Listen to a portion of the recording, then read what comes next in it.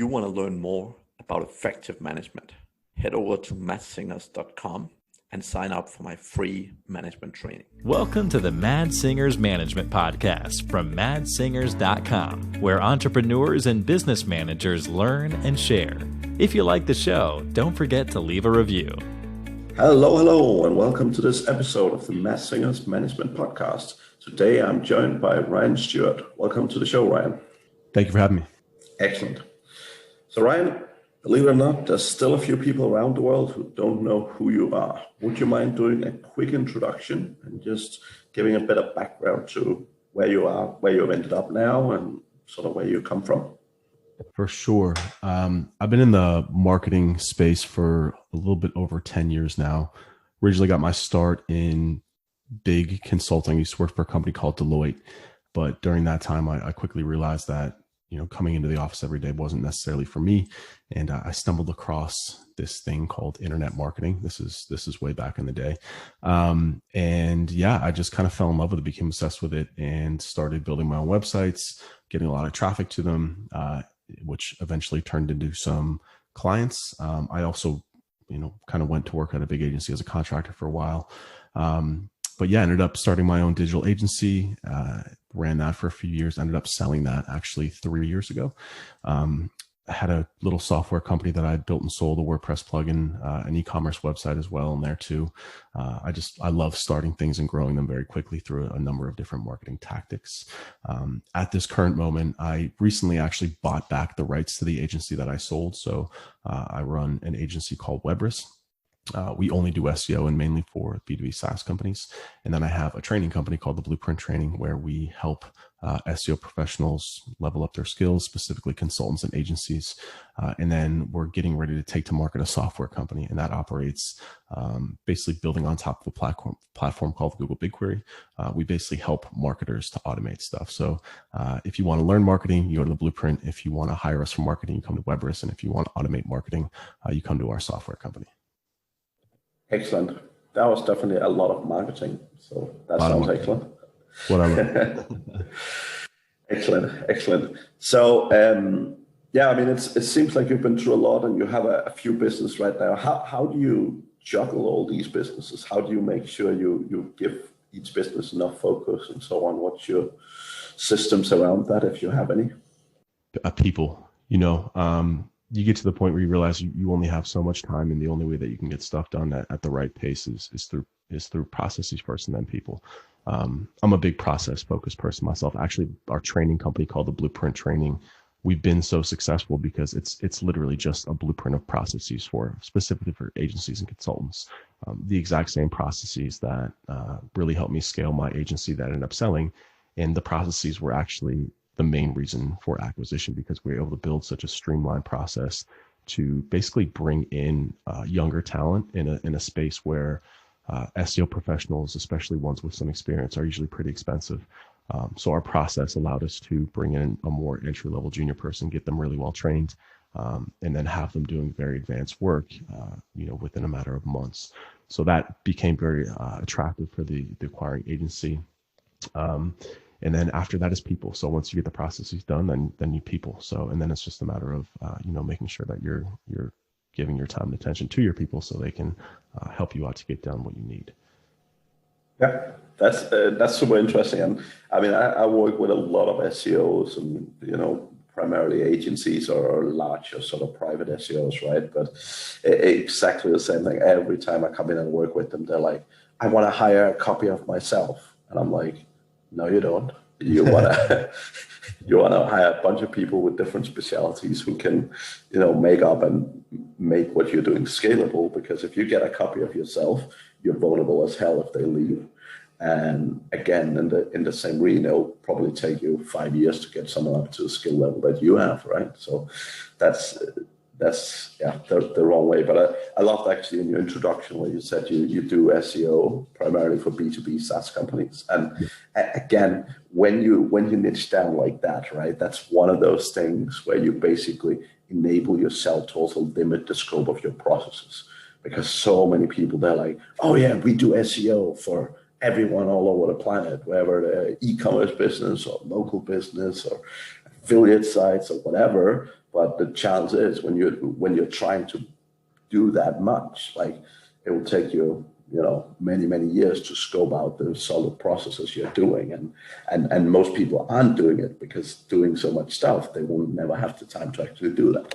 Right? Yeah, I mean, absolutely. This is one of kind of the core principles in our training platform, the Blueprint Training.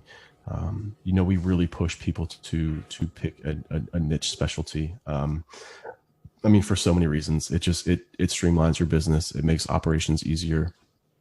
We talk a lot about productizing our service, right?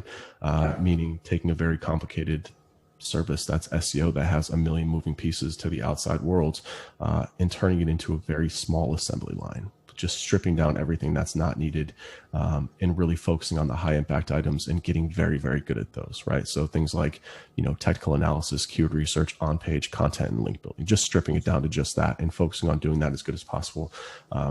And productizing that to the point. And if you're doing that over and over and over again, but one is for an e-commerce website, another one's for a coffee shop, another one's for a software company, you're running a different version of that process, and it breaks. And every time your process breaks, your time breaks, and so does your patience. Definitely. And the problem is when you do that, that's why you end up with the owner saying, oh, well, I have to do it because no one else has the skills. And every single time that's the case, every single time that you as the business owner is the only one that, quote, can do this or, can do this role, then basically you haven't specialized what you're doing enough. 100%. I tell people all the time to get out of their own damn way. Like if that's you, if you're still doing the work and you're blaming it on the fact that you can't get the right people to do it, it's your fault. It's 100% your fault. And you're standing in your own way. And it's for a lot of reasons that you're just, I spend 80% of my time working with agencies. So I hear these things over and over and over again. And it's crazy that I actually, put together a video that I just put on my YouTube channel. If anyone wants to see more about this, but I call them like the 4 ceilings of what agencies and really probably a lot of service-based businesses hit. And yeah, it's really all around people and processes. Those are like the 2 main things. And also just trying to do way too much and not focusing on, again, stripping things down and focusing on the core of what you do to help people. And I call it chasing the carrot. Like when a client comes to you, and this happens to us every day. When a client's like, Ryan, like, we love the SEO you're doing. Can you build us a website? Like, no, I can't. That's not what we do. But most agencies, and this is what happens is they get stuck and they hit these ceilings because like, okay, sure. Yeah. We'll take the money basically. But then what do they have to do? They have to go out and they have to build an entirely new process to do something that they don't usually do, or they just do it not as good as they should be doing because it's not the core element of what they're doing. You start to stack services once you get to a certain point where you've really scaled that service line, but I mean, you can scale service lines into the millions. And a lot of agencies will try and just stack work way too soon, and it breaks their processes. And over time, it breaks your will. It becomes not a fun business to run anymore, 100%. And then, yeah, I mean, I really love the way you're looking at that. I think we're very similar-minded, right? Also, I mean, I'm not particularly good in any way at marketing, but I've also found like niching down like that makes marketing so much easier. Because again, if you're trying to do a service for everyone on the planet Earth, right? How are you hitting? Who are you hitting? What are you telling them? Becomes so much harder. But if you're just like in your case, you're just targeting SaaS companies, like all your case studies are going to be about SaaS companies. All your targeting is going to be directed at SaaS companies. It's going to be their specific problems. It's going to be their specific challenges. 100%. And like that it makes marketing so much easier. And probably the agencies I've seen struggle the most is like people who build websites, right? So people who build websites for literally any man on planet Earth, they're very like, oh, let me go into LinkedIn and start messaging, anyone with a pulse. And there's no way your success rate is going to be like 1 out of a billion because everyone's bombarded every day with, 7 million emails of, I can build your website type thing. But if you really have solid case studies, if you can really say, oh, here's how we took this B2B company from making nothing to making 20K a month by doing a little bit of SEO, right? Here's what we did. Like that is attractive to other SaaS companies, right? 100%. I mean, we actually have a free training in the Blueprint on how to do cold outreach. And you're 100% right. People have beaten cold outreach to death, to the point where it's really hard to just break through the noise. And like one of the only ways to break through the noise is if you are a niche specialist and you're speaking to somebody in that niche, right? I mean, there's so many, like the case studies angle is one. Another one is having a case study and being like, hey, look at what we did for a competitor in your space. Like, do you want us to do this for you too? You know what I'm saying? Like that gets someone's attention. Like, oh, by the name of, my name is Ryan Stewart. We only work with B2B SaaS companies. Let me show you 10 other companies that we've done this for. Exactly like you. Exactly like you. It's 100 times better than being like, hello, sir. Like, I do SEO. Like it's just not the same, you know? Yeah. No, and that's definitely from my point of view, it's the difference in most businesses between success and failure. Because again, particularly when you look in the SEO space, most SEOs aren't naturally great at sales, right? Like they're often very reserved. They're often, quite shy. They're not always eager getting on the phone all the time. So again, the easier you can make it for yourself, the more likely you are to succeed, right? Yeah, 100%. And I actually had a conversation with somebody earlier today about this. One of our members, because we offer coaching, consulting within the Blueprint as well, and he was like, I'm not good at sales. And I was like, you don't have to be good at sales, because in this industry, and this is what so many people get wrong, is you watch something like The Wolf of Wall Street and you think that you have to be able to sell somebody a pen. But the reason they had to sell like that is because they were selling garbage to people, like absolute garbage. So they had to be sly salesmen. Like in this game, if you have a good service and you're confident in that, like it's a conversation. I call our sales guy an advisor. He's not a salesperson. He's there to advise them. He's there to help them out. He's there to answer questions. He's there to show them opportunities for growth on their website. And then he's there to present our services. And if it's a good fit, then it is. If not, then we don't have to sell you on anything, right? It's people misunderstand that, and they think that they have to like learn all these like different like verbal tricks. Like that's not what it is, man. Like our salesman is not like that energetic, but he's an incredibly smart SEO strategist, and he's able to show people opportunities that they didn't know were there, and then be like, yeah, this is going to cost you 10 grand. And they're like, okay, cool, let's do it. Like that's it. So we're finding areas of opportunity, and we're presenting it to them in an area of like, hey, like if we fix this, you're going to grow. Or like, hey, like if you would go after these keywords, like you're going to get this much traffic. Like we can do that for you. Are you interested? It's just so much better than like trying to find, I don't know, like it's you don't have to be good at sales is the point, Yeah, and I mean, it also puts you in a position, right, where it's you're more putting it out there to them, and you're giving them, as you said, you're giving them the opportunity, and at the same time you're putting yourself in a situation where you can actually turn the wrong people away pretty easily, right? Because again, like the typical 80-20, 80% of the companies that I'm coaching, basically they're spending, 80% of their time goes into exactly what you mentioned earlier. Like, oh, this client wanted a website, so now we're spending 800 hours trying to figure out how to get them a website. Or this client wanted this, they wanted our service, but they wanted it a little bit different. So now we're trying to match that, right? But it is really just about sticking to your guns, sticking to your process. And the most important thing from my experience is with your sales and marketing process, be consistent. Because so many companies, they're like, oh, let's go get clients with no money. Then they go get clients, they get a few clients, and they're like, oh, now let's just focus on fulfillment.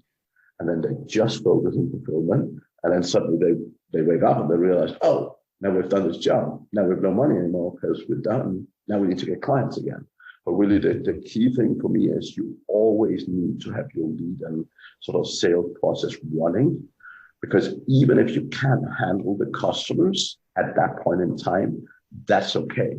But the more leads you have, the more you can, like if you're full, even if you're at a stage where you have to turn customers away, that's good because that effectively enables you to increase your prices. But if you have more clients than you can handle, all you need to do is just keep upping your prices a little bit all the time, right? And the more, like this is one of the fundamental things that I always talk with SEOs about is the more you increase your prices, the better clients you'll have and the better service you can provide. Like if you're charging a client $1,000 a month, there's only so much you can afford to do. Now, I'm not saying you can't generate results, but everything else being equal, if that same client were paying $3K a month, $5K a month, you could obviously afford to do a lot more to make them successful. So the whole point is that the more you charge clients, the more budget you will naturally have to actually deliver results for them, right? And a lot of people is like, oh, but we have to be the cheapest. And I'm like, no, you need to do the opposite. You want to be like, it's not just about charging more money, but it's about charging an amount of money that can actually get the customer result that they want and need. Right? Because a lot of time, yeah, it's great you charge them $1,000, but if it's going to take you 7 years to get the result they desire, they're not going to stick around for 7 years. Yeah. So. 100%. Yeah. And it's just to kind of piggyback off that, I spoke about how my first agency, we had built the processes and really good trainings to bring on young folks. At this point in my career, we're not doing that anymore. Like I 100% agree. Like you charge more, so essentially, so you can go hire smarter people. Like that's really what it comes down to for us. I'm at that point in my career where I'm like, I don't want to train people. Like I need people to come in that can hit the ground running on day one and provide for the company.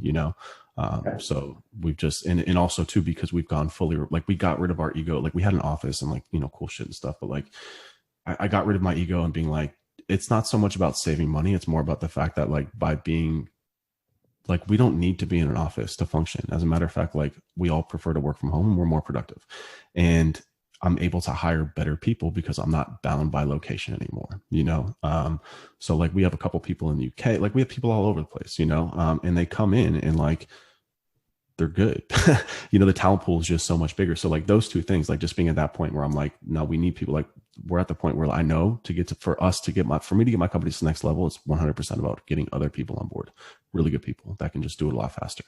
And yeah, I mean, so 100% agree with you on that too. Yeah. Anything particularly changed for you guys here during the COVID situation? Has that had any impact to your businesses? Yeah, I mean, so look, our agency, so I had just bought the rights back to the agency in January last year. So we like pretty much launched right in COVID. And when I left that other agency, I couldn't take any clients. I couldn't take any employees. I could take nothing. And I also couldn't, it was basically just completely kicked out. I mean, not kicked out, but left to do it on my own again. But because I had the blueprint training, and we've trained over 3,000 people in there now. I just hire people straight from the blueprint and our service is exactly the blueprint. So we're very, very vertically aligned to the point where like, literally it's like, I can train you on SEO to put you in the blueprint, or you're going to pay me to run what's inside the blueprint.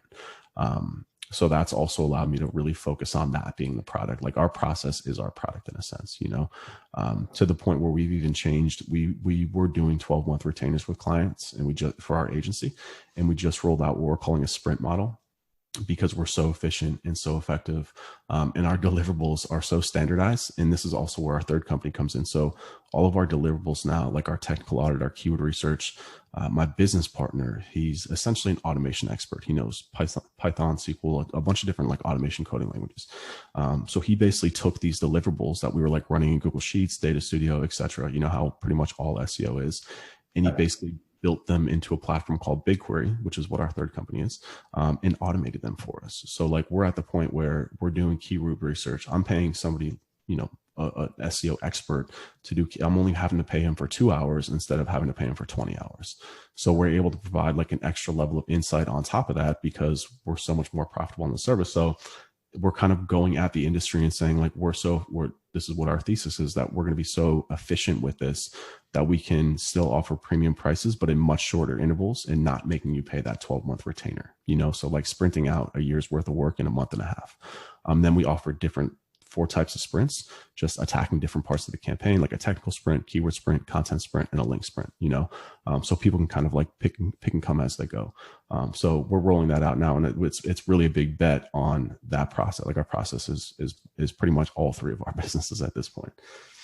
Yeah, that's super cool. And actually, I was just interviewing. I'm having a conference happening in November 30th where we have a lot of great SEO speakers, and I was just interviewing Jared, who talks a lot about automation as well. And yeah, I mean, it makes so much sense, right? Because like as SEOs, yes, I know you're a smart person, and I know you probably know stuff that no one else does, but reality is a lot of the work can really be automated, or it can really be automated to a level where you just need to make very, very high level decisions. Exactly. That it doesn't need to be you manually doing all the work, right? And Exactly.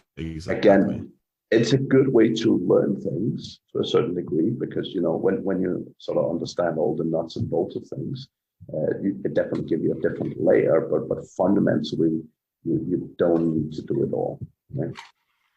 Yeah, exactly. Yeah, I mean, SEO is not in a place where it can be automated yet, right? It's still at a place where it needs human analysis. And really what it comes down to is the quality of your SEO in terms of, hiring an agency or consultant is just really the quality of the knowledge of the person on the other side. So by us being able to now hire better people, that's what I was saying, by hiring better SEO analysts and consultants, our focus is again on getting those deliverables done, but then also now being able to spend more time with the client on calls like this, which is where, again, like when it comes to any service business really, but like customer service is just so huge. You know what I'm saying? Just being able to effectively communicate, especially understanding that different clients have different levels of sophistication and understanding when it comes to what they know about your service. So being able to like massage that situation and have like EQ on top of IQ is like, it's everything in a business like this. Definitely. What do you see management wise? What do you see your biggest challenges be over the next 12 months? I mean, hiring and training is something that, because so across all three companies, we're hiring. So, at the agency, we're pretty much we'll always keep an open position for the right person if they apply. And then at the Blueprint training now hiring too, and this is also hiring a very different type of person. We're hiring somebody who's a little bit more, so we have a Slack community. It has like 3,000 folks in there. So like hiring community managers for that. It's basically just hiring all these different skill sets. And then on our third company, but my partner handles that, he's managing a dev team of like 15. So yeah, I mean, we're just at the point where we feel like we've got a really good hold on the direction and the future of these companies. It's about executing now, and we've taken it as far as we can go, so we've gotten it off the ground. We've made them all money. We've gotten them all profitable. I mean, all of our companies are 100% self-funded. We'll never have to take money from them, which is amazing. So we're able to move at our own pace.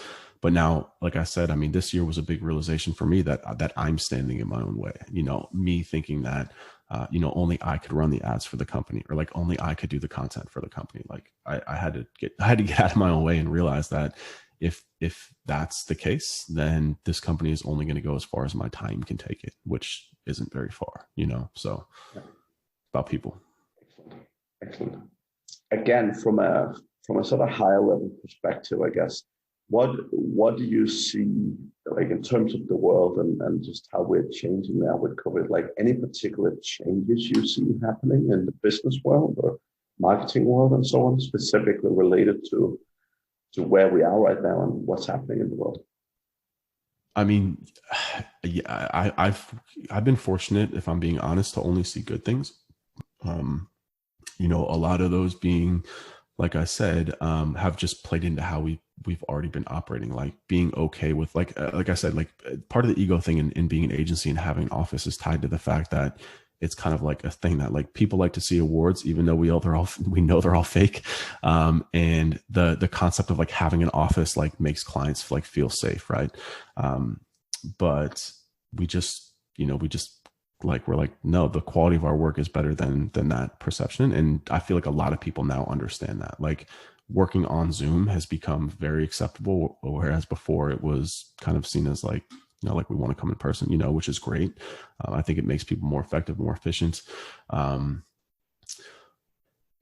mean, in our training company too, I mean, I has actually done very, very well because, I mean, a lot of people are just investing back into just growth. And, I mean, so for us, it's only been good things. The agency did slow down for a while. Our lead flow pretty much dried up from February until I would say like June. But things are back on pace now. So yeah, that's pretty much all I have on that, I think. Yeah, it makes sense. I mean, I've seen obviously certain industries are more hit, but I've definitely seen sort of the SEO industry not being not being super effective. Yeah, and if I can say this too, so my best friend, I live in Miami, Florida, by the way, and my best friend opened a gym, like a workout gym, a month before COVID hit.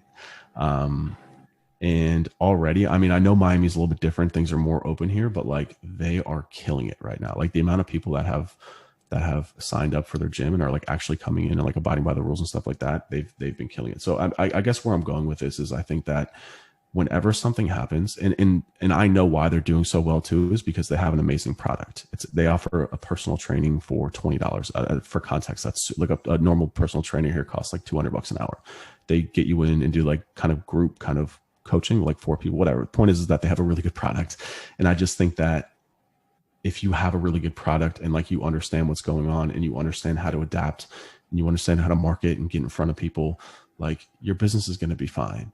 Like the economies are constantly evolving. You look at just the history of business and these things happen. It's just happened to be a virus that set this off. Right. So there's definitely been a shift. There's definitely been a shift in consumer behavior. There's definitely be a shift in a lot of things going forward.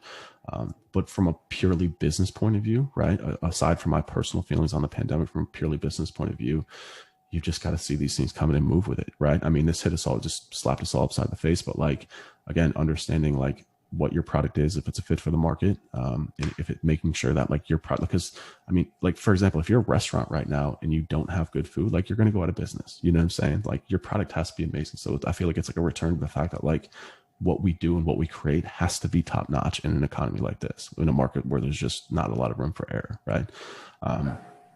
And yeah, I mean, so things like customer service really matter, like I said, and effectively being able to communicate is really, really important through your marketing, through your sales, through how you treat your staff and employees. I mean, all these things we're in a different time. Right.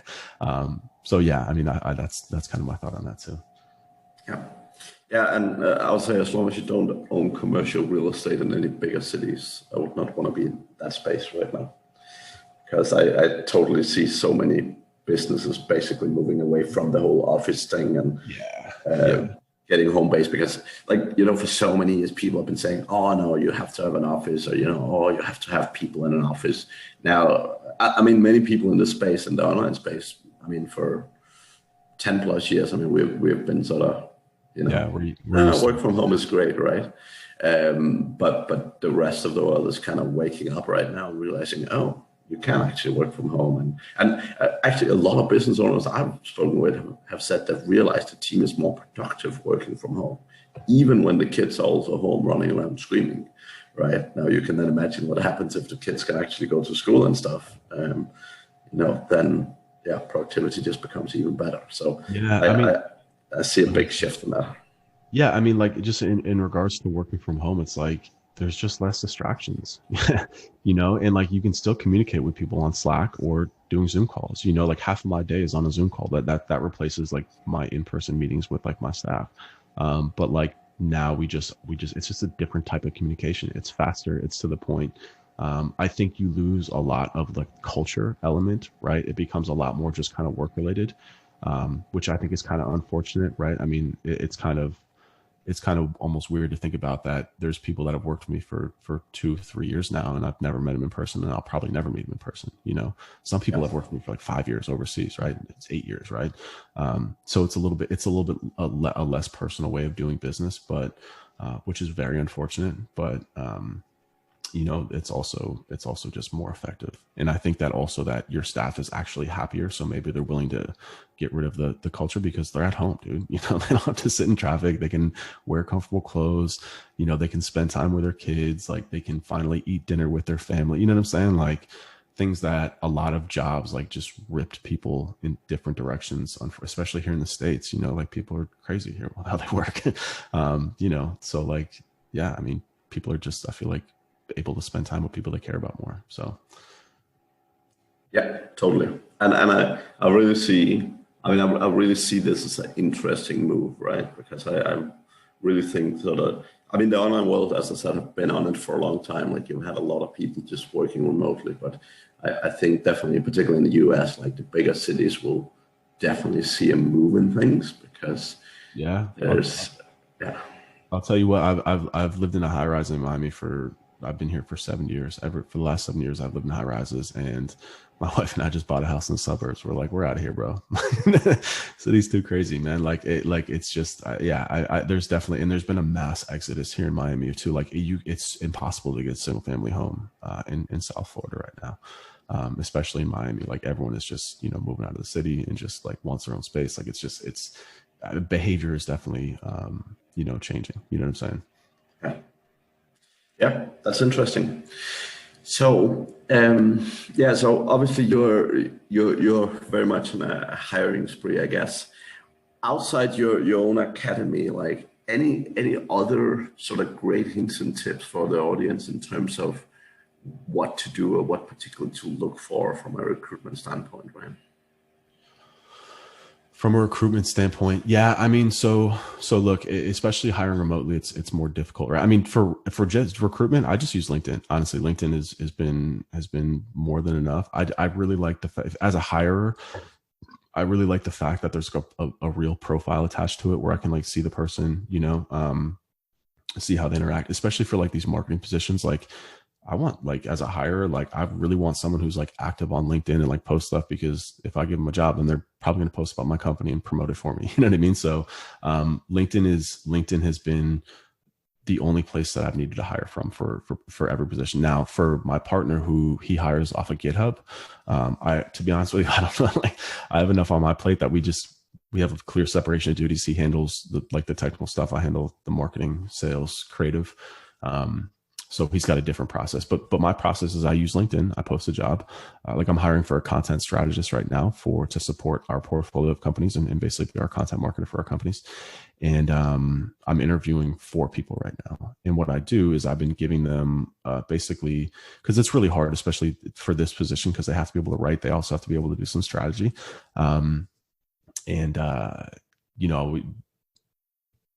Sorry, I just dropped out there for a second.